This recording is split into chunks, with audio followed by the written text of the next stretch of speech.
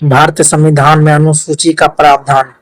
इसका प्रावधान इसलिए किया गया है कि संविधान के विभिन्न प्रावधानों का विस्तार से उल्लेख करना। इसका उद्देश्य संविधान को स्पष्ट, व्यवस्थित और व्यवहारिक बनाना है। संविधान में कुल 12 अनुसूचियां हैं, लेकिन जब 1950 में संविधान लागू हुआ था तब केवल इसमें 8 ही अनुसूचियां थी। बाद में संशोधन के माध्यम से इसे बढ़ाकर 12 कर दिया गया। अब हम 12 अनुसूचियों को देखेंगे। अनुसूची 1। अनुसूची 1 में राज्य और केंद्र शासित प्रदेश के नाम व सीमा, यानी कि अनुसूची 1 यह प्रावधान करता है कि अगर कोई राज्य बने या पुनर्गठित हो या उसके नाम में कोई परिवर्तन हो तो वह अनुसूची 1 के तहत किया जाएगा। अनुसूची 2। अनुसूची 2 में राष्ट्रपति, उपराष्ट्रपति, न्यायाधीशों आदि के वेतन और भत्ते का प्रावधान किया गया है। जैसे कि राष्ट्रपति का वेतन 5 लाख पर मंथ है, वैसे ही उपराष्ट्रपति का वेतन एवं भत्ते आदि का प्रावधान इसी अनुसूची के तहत किया जाता है। अनुसूची 3 यह विभिन्न अधिकारियों एवं पदाधिकारियों के शपथ एवं प्रतिज्ञानों का प्रारूप का प्रावधान करता है, किंतु इसमें राष्ट्रपति एवं उपराष्ट्रपति के शपथ का प्रावधान नहीं है, क्योंकि राष्ट्रपति का शपथ आर्टिकल 60 के तहत लिया जाता है एवं उपराष्ट्रपति का शपथ आर्टिकल 69 के तहत प्रावधान किया गया है। अनुसूची 4 में राज्यसभा में राज्यों के प्रतिनिधित्व का निर्धारण। यह प्रावधान करता है कि राज्यसभा में राज्यों द्वारा कितने प्रतिनिधि चाहेंगे। जैसे भारत में टोटल 28 राज्य हैं, तो राज्यसभा में कुल कितने हर राज्य से सीटें की जाएगी उसका निर्धारण अनुसूची 4 करता है। जैसे बिहार से 16 सीट, उत्तर प्रदेश से 31 सीट, आंध्र प्रदेश से 11 सीट, ऐसे ही 28 राज्यों से कितने सीटें राज्यसभा में दिए जाएंगे उसका निर्धारण अनुसूची 4 करता है।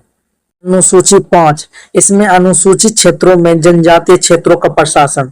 यह प्रावधान करता है कि असम, मेघालय, त्रिपुरा, मिजोरम को छोड़कर अन्य सभी अनुसूचित क्षेत्रों यानी कि एसटी अनुसूचित जनजातीय क्षेत्रों में कैसा प्रशासन होगा इसका निर्धारण आर्टिकल यानी कि अनुसूची 5 करता है। अनुसूची 6 इसमें असम, मेघालय, त्रिपुरा और मिजोरम के जनजातीय क्षेत्रों का प्रशासन है। जैसे कि अनुसूची 5 में कहा गया था AMTM को छोड़कर यानी असम, मेघालय, त्रिपुरा और मिजोरम को छोड़कर अन्य सभी राज्यों में, ओके। लेकिन इसमें अनुसूची 6 में कहा गया कि असम, मेघालय, त्रिपुरा, मिजोरम में जनजातीय क्षेत्रों यानी कि ST क्षेत्रों का प्रशासन। अनुसूची 7 इसे 3 सूचियों में विभाजित किया गया है। पहला केंद्र सूची, दूसरा राज्य सूची, तीसरा समवर्ती सूची। केंद्र सूची में 100 विषय हैं, राज्य सूची में 61 विषय हैं, समवर्ती सूची में 52 विषय हैं। केंद्र सूची यानी कि संघ सूची में 100 विषय जो है उसमें संघ ही सिर्फ कानून बना सकता है, वैसे ही राज्य सूची में जो 61 विषय हैं उसमें सिर्फ राज्य ही कानून बना सकता है।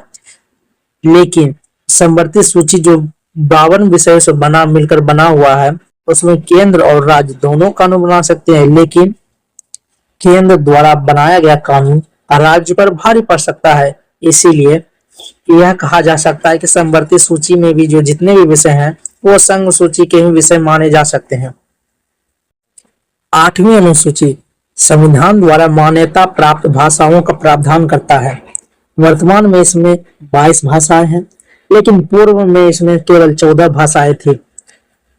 21वें संविधान संशोधन 1967 के द्वारा सिंधी भाषा जोड़ी गई, यानी कि 14 + 1 15 हो गया। 71वां संविधान संशोधन 1992 के द्वारा टोकरी, नेपाली, मणिपुरी भाषाएं जोड़ी गई +3। 92वां संविधान संशोधन 92वां संविधान संशोधन 2003 के द्वारा बोडो, डोगरी, मैथिली, संथाली यानी 4 भाषाएं जोड़ी गई। कुल मिलाकर अब इसमें वर्तमान में 22 भाषाएं हैं। 9वीं अनुसूची इस अनुसूची में भूमि सुधार और अन्य कानूनों को न्यायिक समीक्षा से संरक्षण का प्रावधान करता है। इस अनुसूची को प्रथम संविधान संशोधन 1951 के द्वारा केशवानंद भारतीय वाद के तहत जोड़ा गया। इसमें जोड़े गए विषयों का न्यायिक पूर्वावलोकन नहीं होता था, लेकिन केशवानंद भारतीयवाद के बाद इसका पूर्वावलोकन किया जा सकता है। 10वीं अनुसूची, इसमें दल बदल विरोधी कानून का प्रावधान किया गया है। इसे 52वें संविधान संशोधन 1985 के द्वारा जोड़ा गया। यह संसद और विधानसभा के सदस्यों की निहिरता से संबंधित उपवन करता है। पहले यह होता था कि एक दल के जो नेता है दूसरे दल में चले जाते थे, इसलिए इसको रोकने के लिए इस अनुसूची को जोड़ा गया। अनुसूची 11, इसमें पंचायतों के अधिकार और कर्तव्य का वर्णन है। इसे 73वें संविधान संशोधन 1992 द्वारा जोड़ा गया। इसमें पंचायतों की शक्तियों व उत्तरदायित्व का निर्धारण किया गया है। इसमें कुल 29 विषय हैं। अनुसूची 12, नगर पालिकाओं के अधिकार और कर्तव्य, इसे 74वें संविधान संशोधन 1992 द्वारा जोड़ा गया। इसमें नगर पालिकाओं के शक्ति एवं कर्तव्यों का वर्णन किया गया है। इसमें कुल 18 विषय हैं।